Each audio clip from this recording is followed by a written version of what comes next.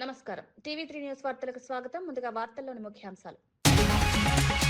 ధాన్యం సమస్య పరిష్కారానికి కేంద్రం అనుమతించిందన్న నాదెండ్ల 2 లక్షల టన్నుల బాయిల్డ్ రైస్ సేకరణ, గ్యాస్ సిలిండర్ దుర్వినియోగంపై కేసులు నమోదు, రైతులకు మేలు చేసేలా ధాన్యం కొనుగోలు వేగవంతం.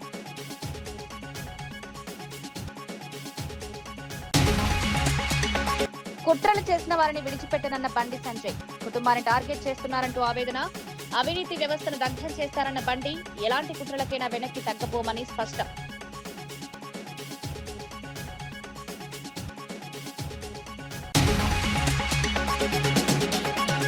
రోజాపై సెటర్లు వేసిన ఎంపీ బైరెడ్డి సబరి, విజయ్ గెలుపుకు జగన్ కారణమంటూ రోజాపై ఎద్దేవా, డైవర్షన్ రాజకీయాల్లో వైసీపీ ముందుంటుందని వ్యాఖ్య, అభివృద్ధి మానేసి విమర్శలతో కాలక్షేపాలన్న బైరెడ్డి.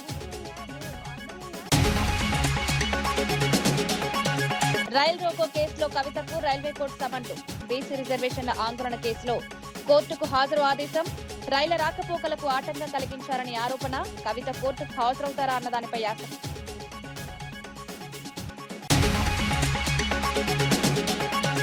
మోదీ పిలుపులపై విపక్షాలు గందరగోళం చేస్తున్నాయన్న భాటియా, కాంగ్రెస్ బంద ప్రమాణాలు పాటిస్తోందన్న గౌరవ్ భాటియా, దేశ ప్రయోజనాలపై ప్రతికూల రాజకీయాలు వద్దని సూచన, వక్రీకరిస్తున్నారంటూ భాటియా విమర్శలు. బండి సంజయ్ కుమారుడు భగీరథ్ పై నమోదైన కేసులో బాధితురాలికి న్యాయం జరగాల్సిందేనని మంత్రి పొన్నం ప్రభాకర్ స్పష్టం చేశారు. మున్నూరు కాపు సంఘాల విమర్శలకు స్పందిస్తూ బాధితురాలు కూడా అదే సామాజిక వర్గానికి చెందిన వ్యక్తి అని పేర్కొన్నారు. అందుకే సమస్యను సామరస్యంగా పరిష్కరించుకోవాలని సూచించారని వివరించారు. ప్రభుత్వం కక్షపూరితంగా వ్యవహరించడం లేదన్నారు. బాధితురాలికి ప్రభుత్వం ఎల్లప్పుడూ అండగా ఉంటుందని హామీ ఇచ్చారు. పోలీసులు నిష్పక్షపాతంగా విచారణ చేస్తున్నారని తెలిపారు. ఈ అంశాన్ని రాజకీయంగా ఉపయోగించుకోవద్దని సూచించారు. కొన్ని మున్నూరు కాపు సంఘాలు కాంగ్రెస్ పార్టీని ఏదో కక్షపూరితంగా చేస్తున్నామని విమర్శించే సందర్భంలో అమ్మాయి కూడా అదే కమ్యూనిటీకి సంబంధించి మీరు ఇష్యూస్ సెటిల్ చేయండి, ఏం చేస్తారో పెళ్ళ ఇట్లా ఆ కంటెంట్ అన్న తప్ప నేను ఎక్కడ కూడా బాధితురాలికి అన్యాయం జరగాలని కానీ బాధితురాలి పట్ల వారికి న్యాయం జరగాలనే అంశం మీద ఎక్కడ కూడా కాంప్రమైజ్ లేదు. బాధితురాలకు కాంగ్రెస్ పార్టీ అండగా ఉంటుంది, బాధితురాలకు పూర్తిగా మద్దతు ఉంటాం. న్యాయం జరగాల్సిందే. ఆ సంఘాలు ఆ న్యాయం జరిగే విధంగా అమ్మాయి పక్షాన్ని నిలిచారని కోరుతా ఉన్నాం. బండి సంజయ్ బాధితులను బెదిరించలేదని హనుమాన్ గుడిలో తడిపట్టలతో ప్రమాణం చేయాలని బీఆర్ఎస్ రాష్ట్ర ప్రధాన కార్యదర్శి డాక్టర్ ఆర్ఎస్ ప్రవీణ్ కుమార్ సవాల్ విసిరారు. నిజమైన హనుమాన్ భక్తుడివైతే నీ కొడుకును పోలీసులకు అప్పగించాలని డిమాండ్ చేశారు. బండి సాయి భగీరథ్ ఎక్కడ తిరుగుతున్నాడో ప్రజలకు చెప్పాలని నిలదీశారు. బాధితురాలికి న్యాయం జరగాల్సిందేనని పేర్కొన్నారు. కేసులో నిజాలు బయటకు రావాలని కోరారు. రాజకీయ ప్రభావంతో విచారణను మళ్లించే ప్రయత్నాలు చేయొద్దని హెచ్చరించారు. ఎండైనా వానైనా అడవుల నుంచి రకరకాల మార్గాల నుంచి కొండగట్టు ఆంజనేయ స్వామి గారి ఆశీర్వాదం కోసం మేము వెళ్తున్నాము. కానీ మీ సుపుత్రుడు ఈరోజు మైనర్ బాలికలను అఘాయిత్యం చేస్తున్నాడు. మరి మీ సుపుత్రుడు ఎక్కడ?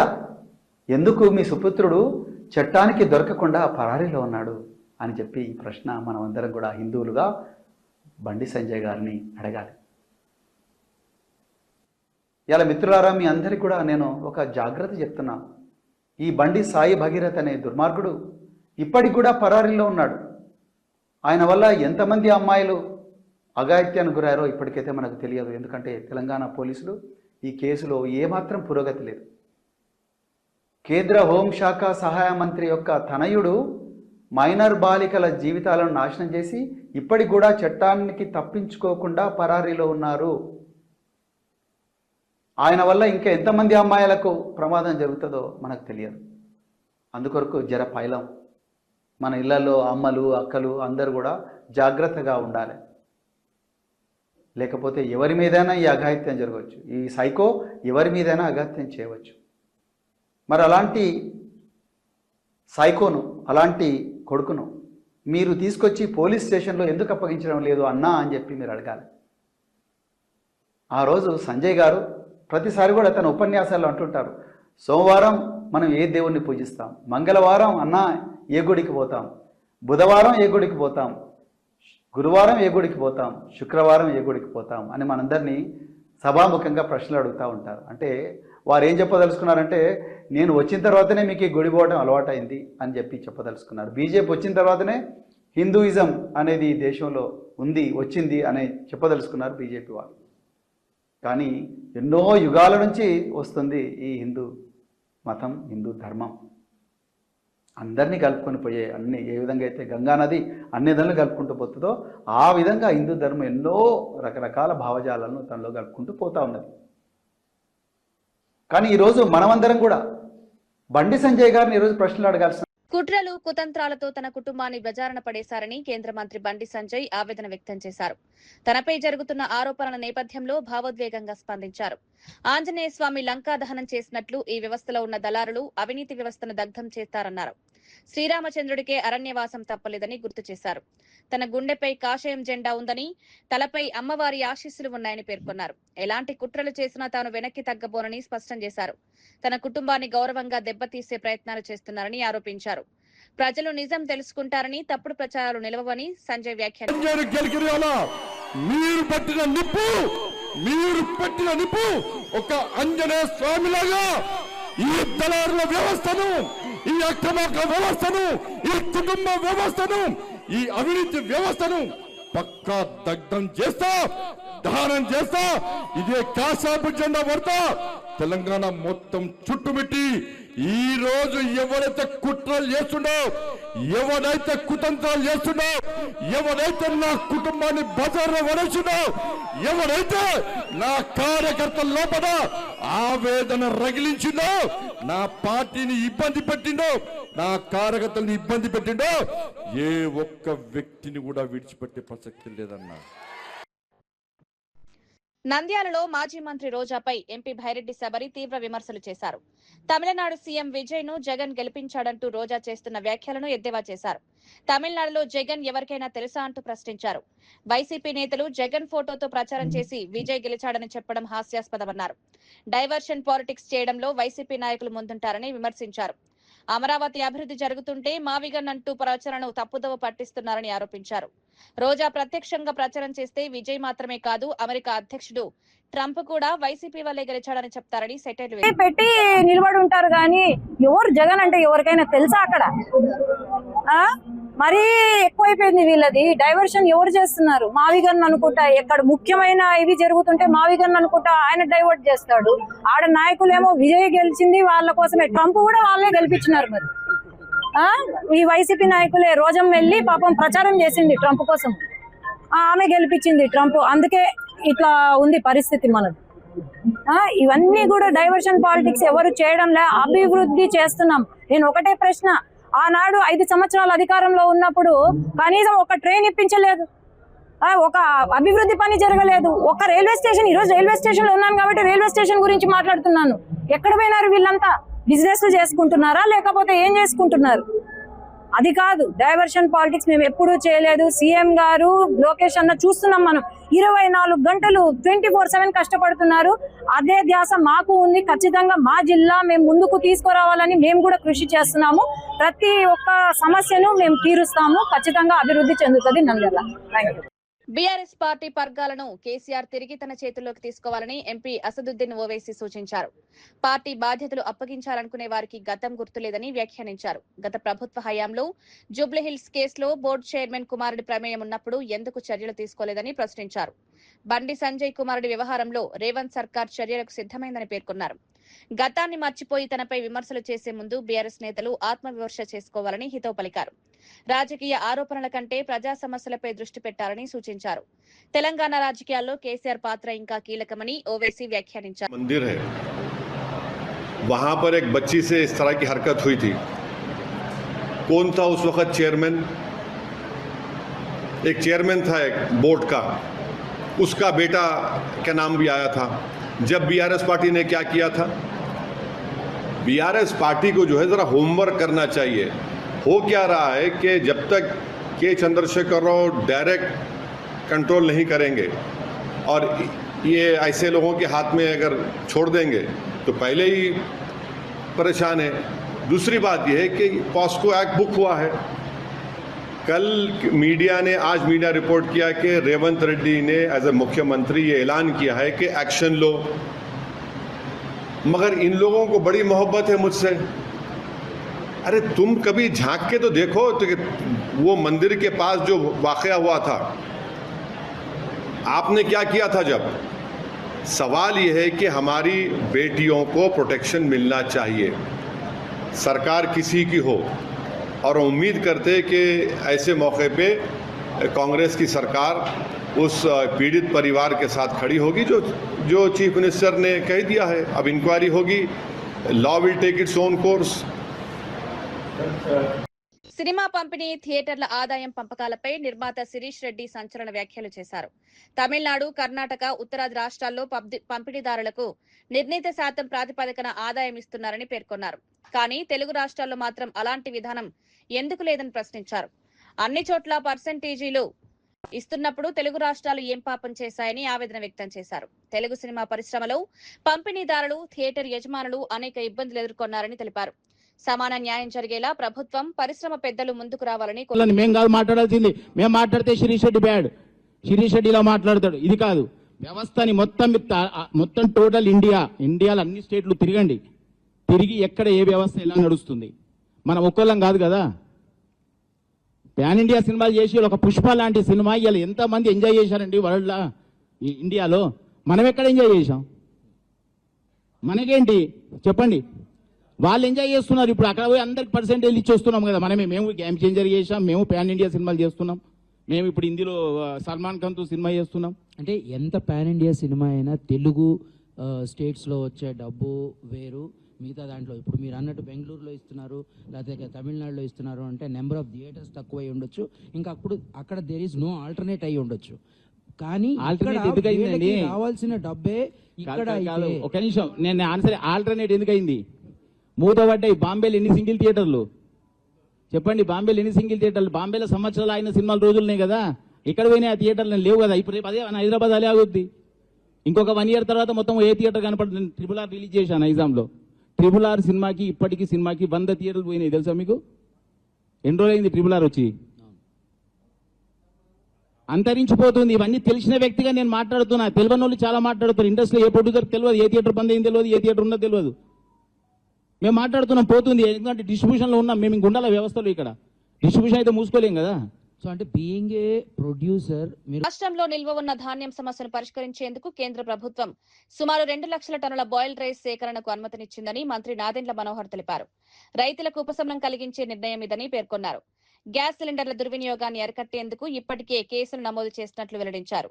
భవిష్యత్తులో పైపుల ద్వారా గ్యాస్ సరఫరాను మరింత విస్తరించనున్నామని చెప్పారు. రాష్ట్రంలో పెట్రోల్, డీజిల్ నిల్వలు పుష్కలంగా ఉన్నాయని, ప్రజలకు అవసరమైన వస్తువుల సరఫరాలో ఎలాంటి అంతరాయం ఉండదన్నారు. ఒక 50% బెటర్గా ఉంది. మేము సోమవారం ఢిల్లీ వెళ్తున్నాం. ఢిల్లీలో కూడా మేము అక్కడ ఉన్న అధికారులతోటి సమీక్షా సమావేశం ఏర్పాటు చేసుకుని దీనికి ఒక సొల్యూషన్ అనేది తీసుకురావాలని మేము ప్రయత్నం చేస్తున్నాం. తప్పకుండా ఆల్టర్నేటివ్, ఈ గనీ బ్యాగ్స్ బదులు ఆల్టర్నేటివ్ ఏం చేయగలుగుతాం మనం ప్యాడీ ప్రొక్యూర్మెంట్లో అనే దానిపైన మేము అధ్యయనం చేశాం ఆల్రెడీ.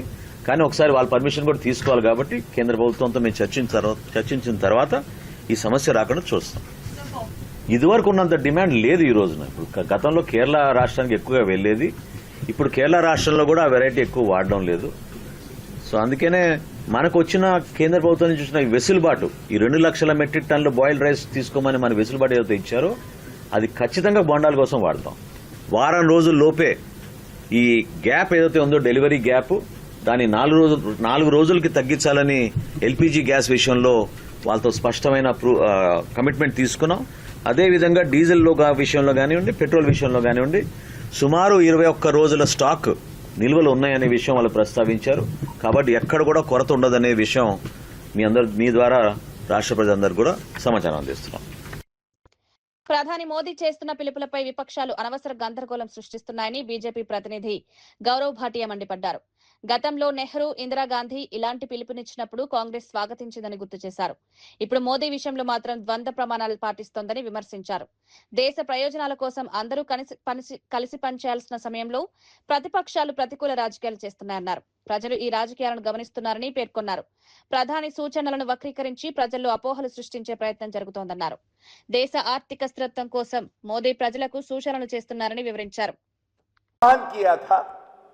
और मुझे याद आता है कि उस वक्त कांग्रेस पार्टी बीन बजाती हुई कह रही थी कि जिम्मेदार नेतृत्व है, एहतियातन ऐसी अपील कर रहा है। लेकिन आज जब आदरणीय प्रधानमंत्री श्री नरेंद्र मोदी जी अपील करते हैं तो विपक्षी पार्टियों को चाहिए कि वो भी कंधे से कंधा मिला के देश के साथ खड़े रहें, लेकिन वो कहते हैं ये भारत की विफलता दर्शाता है। ये कैसे दोहरे मापदंड हैं, ये जनता आज पूछ रही है। और इसी के साथ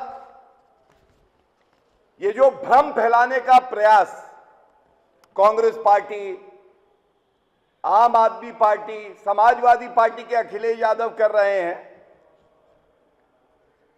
तो जनता पूरी तरह से ऐसी नकारात्मक देश विरोधी राजनीति। తెలంగాణ రక్షణ సేన అధినేత్రి కల్వకుంట్ల కవితకు సికింద్రాబాద్ రైల్వే కోర్టు సమన్లు జారీ చేసింది. బీసీ రిజర్వేషన్ల కోసం నిర్వహించిన రైలు రోకో ఆందోళన కేసులో రేపు ఉదయం కోర్టుకు హాజరు కావాలని ఆదేశించింది. రైళ్ల రాకపోకలకు ఆటంకం కలిగించారనే ఆరోపణలపై రైల్వే చట్టం కింద కవితతో పాటు మరో 12 మందిపై కేసులు నమోదయ్యాయి. ఈ మేరకు సెకండ్ జ్యుడిషియల్ మెజిస్ట్రేట్ కోర్టు నోటీసులు పంపింది. బీసీ రిజర్వేషన్ల కోసం ఉద్యమం కొనసాగిస్తామని టీఆర్ఎస్ నాయకులు చెబుతున్నారు. ఈ కేసు రాజకీయంగా ప్రాధాన్యత సంతరించుకుంది. రేపటి విచారణపై రాజకీయ వర్గాల్లో ఆసక్తి నెలకొంది. కవిత కోర్టుకు హాజరవుతారా లేదా అన్నది చర్చనీయాంశం.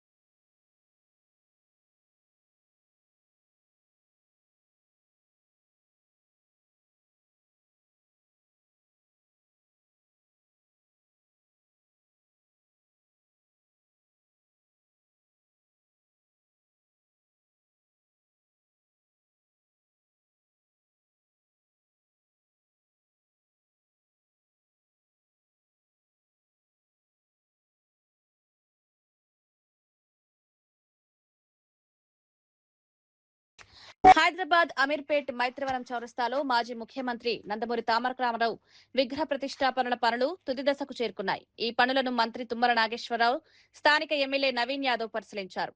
మహనీయుల స్ఫూర్తిని భావితరాలకు అందించాలనే లక్ష్యంతో ప్రభుత్వం ఈ కార్యక్రమాన్ని చేపట్టిందని మంత్రి తెలిపారు. ఎన్టీఆర్ ప్రజాసేవలు, తెలుగు గౌరవాన్ని ప్రపంచానికి చాటిన నాయకుడని కొనియాడారు. విగ్రహ ప్రాంతాన్ని అందంగా తీర్చిదిద్దుతున్నట్లు అధికారులు తెలిపారు. ప్రజలు సందర్శించేందుకు అవసరమైన సౌకర్యాలు కల్పిస్తున్నామని పేర్కొన్నారు. ఎన్టీఆర్ ఆశయాలను యువత గుర్తుంచుకోవాలని మంత్రి సూచించారు.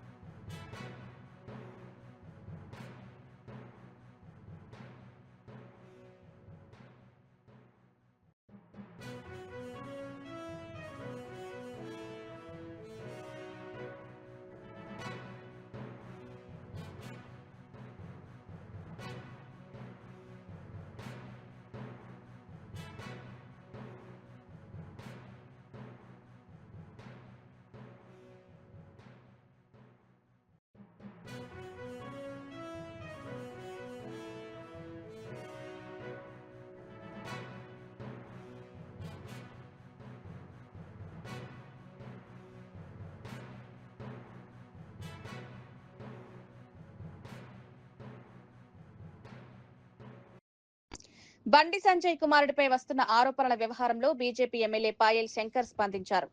రాజకీయంగా ఎదుర్కోలేక కొందరు పార్టీలు బండి సంజయ్ ప్రతిష్టను దెబ్బతీయడానికి తప్పుడు ప్రచారం చేస్తున్నాయని ఆరోపించారు. నిజాలు బయటకు రావాలని, సిట్ విచారణ జరపాలని డిమాండ్ చేశారు. విచారణ పూర్తి కాకముందే బీజేపీపై బురద జల్లే ప్రయత్నాలు జరుగుతున్నాయని మండిపడ్డారు.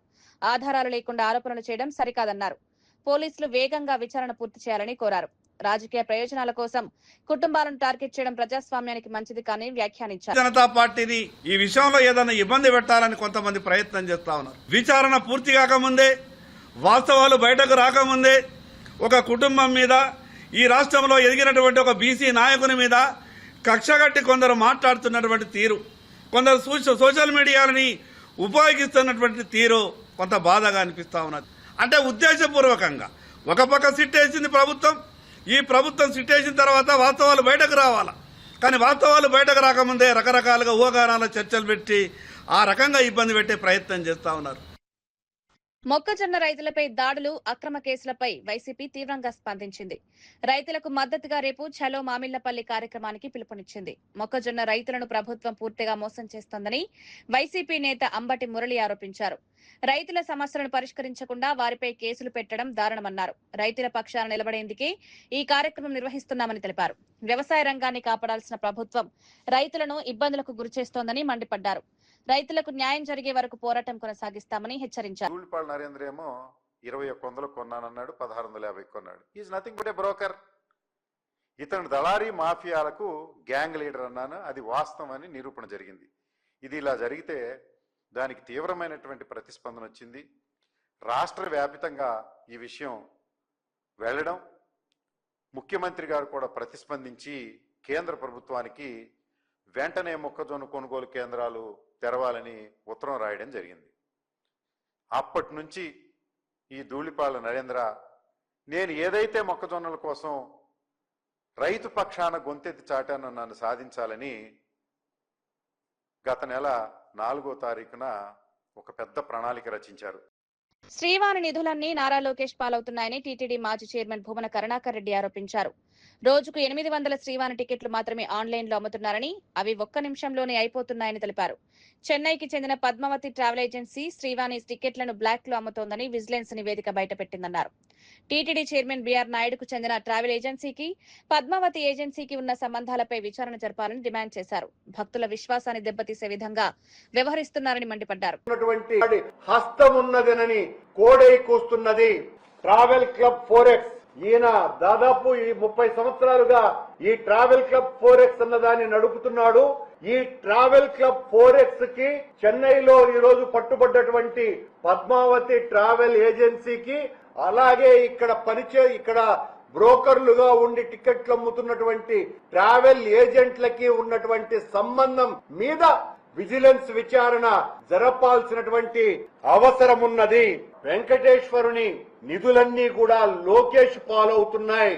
రెడ్ బుక్ రాజ్యాంగం అన్న పేరుతో లోకేష్ ఏ రకంగా అయితే వైఎస్ఆర్ కాంగ్రెస్ పార్టీ నాయకుల మీద కఠినమైనటువంటి నిర్ణయాలు తీసుకుంటానని చెప్పి అరాచక కార్యక్రమాలకు శ్రీకారం చుట్టడం జరిగిందో, అదే రీతిలో దానికి సహకరించేటువంటి తెలుగుదేశం పార్టీ ఆకు రౌడీలకు, ప్రతినిధులకు అందరికీ కూడా శ్రీవాణి నిధుల ద్వారా కట్టేటువంటి గుడుల నిధులన్నీ కూడా వాళ్లే పర్యవేక్షణలో జరగాలన్నదే ఈ రోజు వాళ్ళు గవర్నమెంట్ తీసుకున్నటువంటి నిర్ణయం. దేవుని రూకలన్నీ తెలుగుదేశం పార్టీ వాళ్లకు నూకలుగా మారుతున్నాయి. టెండర్లు లేకుండా పనులు అంటే వెండర్లు లేకుండా అమ్మించినట్లే. నిధులు నేరుగా ప్రజాప్రతినిధుల జోబుల్లోకి మారటానికే ఈ కుట్ర.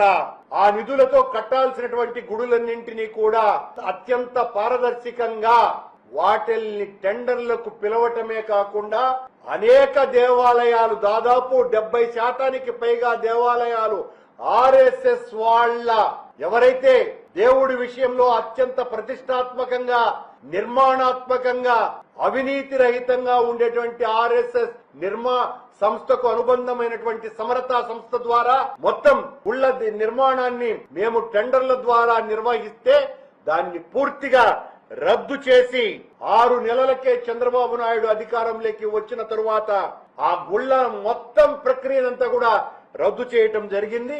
ఈ రోజున తెలుగుదేశం పార్టీ కార్యకర్తల పర్యవేక్షణ మీద జరగాలని టెండర్లే లేకుండా అప్పనంగా వాళ్లకు అందించటము జరుగుతున్నది. ముఖ్యమంత్రి స్థానంలో ఈనాటి వార్తా విశేషాలు మరో బులెటిన్ లో మళ్ళీ కలుద్దాం. నమస్కారం.